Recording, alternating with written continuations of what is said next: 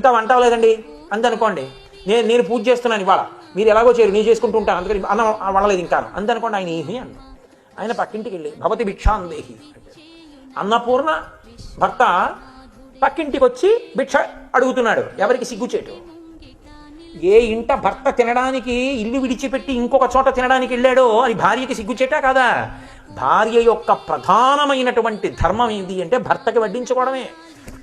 అంతకన్నా గొప్ప ధర్మం ఏముంది ఇంకా లోకంలో? ఆయనకి పెట్టడమే, పరమేశ్వరుడికి పెట్టడం. అది ఆమె సహజ హక్కు, దాన్ని కాదనగలిగిన వాళ్ళు లేరు. ఆయనకి పెట్టింది అంటే ఏదో అన్నం పెట్టింది కాదు, ఆవిడ పాతివ్రత్యం అంత గొప్పది.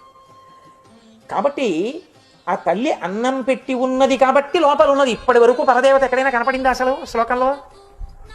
ఎక్కడా కనపడలేదు. ఎవరు కనపడుతున్నారు? మిగిలినవన్నీ కనపడుతున్నాయి.